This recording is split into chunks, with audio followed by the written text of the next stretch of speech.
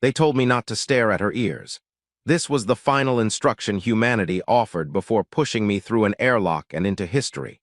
Do not stare at the ears, do not mention the ears, and under absolutely no circumstances attempt to compare them to fictional elves. I promised. I lied immediately. She was waiting at the center of the chamber when the doors sealed behind me with a sound too soft for comfort. Princess Illyrian of the Avarith Dominion did not move as I approached. Her long ears curved elegantly past her jawline, tapering like living calligraphy. They twitched once subtly, as if sampling the air for cowardice. I tried to stand taller. My spine disagreed. "Be brave and speak your mind, human," she said. "It is remarkable how quickly a mind can evacuate itself." Mine achieved record speed. I had prepared 17 opening statements, 3 philosophical quotes, and 1 charming anecdote about a shared stellar nursery. What emerged was, "I enjoy oxygen." Not my finest diplomatic achievement. Behind the translucent walls, I knew observers were watching, Avarith strategists with luminous eyes, human officials pretending not to sweat. The chamber's floor shimmered with dormant glyphs, ancient circuits woven into crystal, waiting to judge whether we would make history or a regrettable crater. She stepped closer. Her armor dark, seamless, alive, shifted like a thinking shadow around her form. "You fear offense," she said. It wasn't a question. "Yes," I admitted.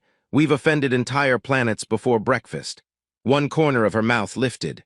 Encouraging, possibly dangerous. "You were instructed to answer honestly," she continued, "not strategically." "Those are different settings," I said. "We usually keep honesty in airplane mode." A pause. I braced for disapproval. Instead, her ears angled forward, attentive. The armor along her shoulders pulsed faintly, as if reacting to my voice. My translator implant warmed against my skull, struggling to keep up with tonal subtleties that might determine whether I left as an ambassador or a cautionary tale. "You believe my people seek dominance," she said. I swallowed. There it was, the gravitational center of the test. "I believe," I began carefully, then stopped. Carefully was the problem. She had asked for bravery, not choreography. "I believe you could dominate us," I said instead. "And that scares us, but I also believe you're tired of proving you can." Silence stretched, thin as starlight. I added, because panic makes comedians of us all, "Also, your ships are very large." "It's intimidating. Ours mostly explode during testing." A sound escaped her, sharp, unexpected. Laughter. It echoed strangely in the chamber, as if the architecture hadn't anticipated joy. The glyphs beneath our feet flickered once, curious. "You deflect fear with humor," she observed. "Yes," I said. "It's either that or screaming. We're trying something new." Her gaze sharpened, not unkindly. "Then do not deflect now. Speak your unarmored thought." Unarmored, the word lingered between us. I felt suddenly aware of my own fragile body, my unshielded pulse. "My unarmored thought," I said slowly, "is that if you wanted to conquer us, you wouldn't be asking me to talk. You'd be issuing instructions. The fact that you're here asking for honesty means you want something harder than victory." "And what is that?" "Trust," I said, "which is inconvenient, unpredictable, and historically disastrous. But it's also the only thing that lasts longer than a fleet." The glyphs brightened, faint constellations stirring awake. Her ears lowered slightly, not in anger, but in something more vulnerable. The observers beyond the walls shifted. I could feel their attention tighten like drawn wire. She regarded me for a long moment, armor humming softly around her. "Then prove it," she said. I exhaled. "That," I replied, "is exactly what I'm afraid of." She studied me as if fear were a language she was fluent in, and I had just mispronounced something important. The chamber dimmed a fraction, not darker, just more attentive, like a room leaning in. I became acutely aware that every government within several light years was probably recording my pulse, my pupil dilation, and whether I regretted my career choices.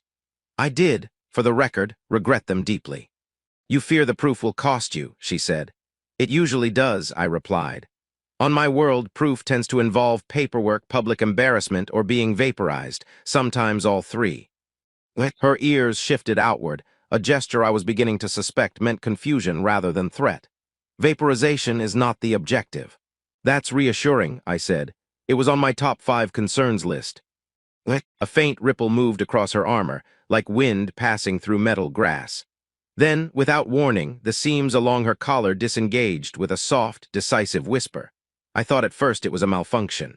My training had not included what to do if the alien princess begins disassembling herself. My instincts suggested running. My legs suggested fainting. Diplomacy suggested neither. Plate by plate, the armor folded away, retracting into itself with impossible geometry until it gathered at her spine and dissolved into a dark filament that vanished into the air like a thought dismissed. She stood unguarded.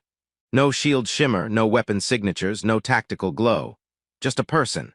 A very important, very extraterrestrial person with long ears that had lowered slightly, as if bracing for weather. Behind the walls, something thudded, perhaps an observer collapsing, perhaps someone dropping a tablet, perhaps an entire alliance having a synchronized heart attack. "You cannot trust a fortress," she said quietly. "So I will not be one." My mouth opened, closed, opened again. "Is this normal?" I asked. "No." "Good," I said weakly, because my briefing skipped this chapter. Her expression softened, not with pity but with something like patience. "Among my people, to remove one's battle shell before a potential enemy is to declare oneself answerable to them. That sounds extremely unsafe." "It is." "Excellent, I'm now more nervous, not less." A small huff of amusement escaped her. Without the armor's subtle distortion, her voice sounded warmer, less like it had passed through a cathedral of machinery. "You asked what I wanted that was harder than victory," she said. "This is the price of it." I became aware of my own hands, useless objects at the ends of my arms. Should I bow? Salute? Offer a handshake and risk accidentally starting an interstellar engagement? I settled for not panicking audibly. "On Earth," I said carefully, "we usually build trust with smaller gestures, sharing food, admitting embarrassing stories, letting someone see you before caffeine. Caffeine, a sacred stimulant, negotiations have collapsed without it." She nodded solemnly, as if filing this away as a potential strategic weakness of humanity. "Then share something unshielded human."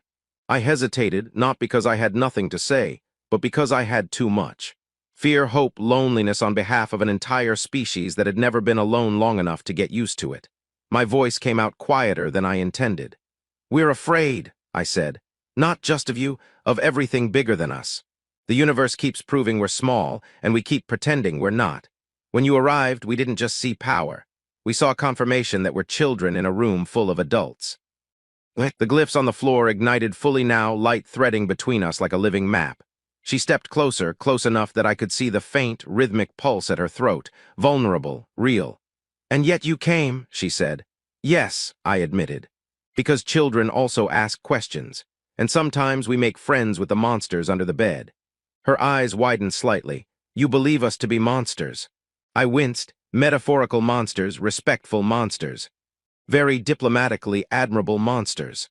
For a heartbeat I thought I had ended peace with a single sentence. Then she laughed again, softer this time, and the lights around us steadied as if relieved. "Honesty," she said, "is a dangerous gift, human." "Please don't return it," I said. "We don't keep the receipt." Something ancient stirred in the air between us, a pressure like the moment before rain. Whatever test this was, it had moved beyond words.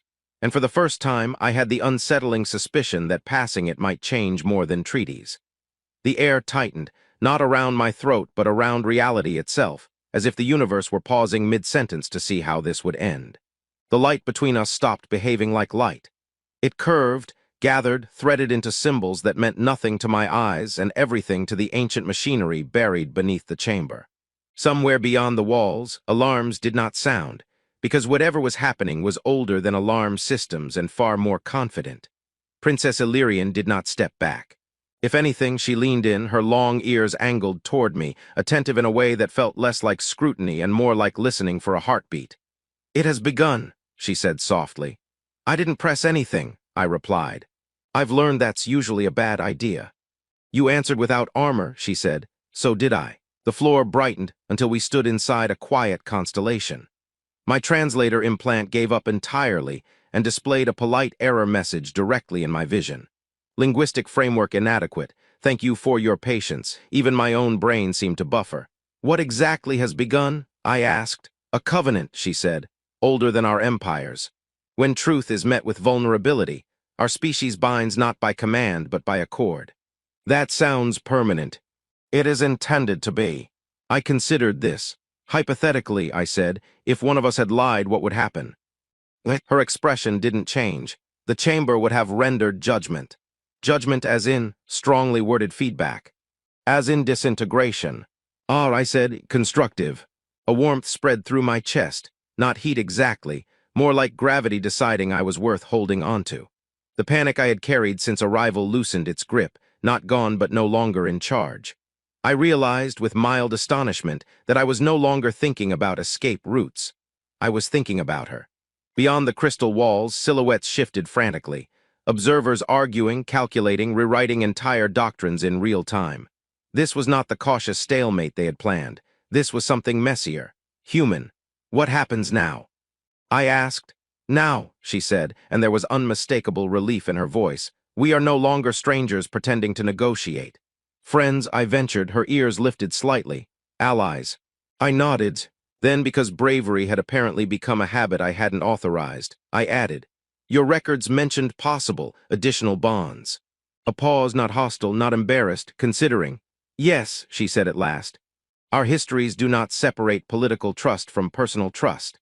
To stand unguarded together is to acknowledge compatibility. Compatibility, I repeated, like software. If that metaphor pleases you. It terrifies me, I said, but in a hopeful way.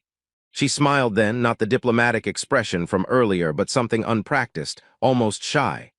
The constellation beneath us dimmed, its work complete. Whatever ancient system had awakened now seemed satisfied, like a machine that had waited millennia just to check a single box. I took a risk, she admitted. My advisors warned I might bind myself to an enemy. Technically, I said, I was also warned you might vaporize me, so this is a pleasant surprise for everyone. Her laughter came easily now. You are not what we expected, human. Neither are you, I said. We thought you'd be colder, more imperial. I am imperial, she said mildly. Yes, I agreed. But you also took off your armor to talk to a nervous mammal who opened negotiations by praising oxygen. That was memorable. Outside, the chamber doors began to unlock, hesitant, as if the mechanisms themselves were unsure they were allowed to interrupt history. I felt a flicker of reluctance. Once those doors opened, this moment would belong to committees, ceremonies, headlines. It would stop being ours. I think, I said slowly, that I came here to prevent a war. And now, I looked at her, at the unguarded steadiness in her eyes, at the impossible fact that fear had transformed into something steadier, something almost like belonging. Now I think I came here to stop being afraid of the universe, I said. Turns out it has people in it. Her ears softened downward, a gesture I had learned meant warmth.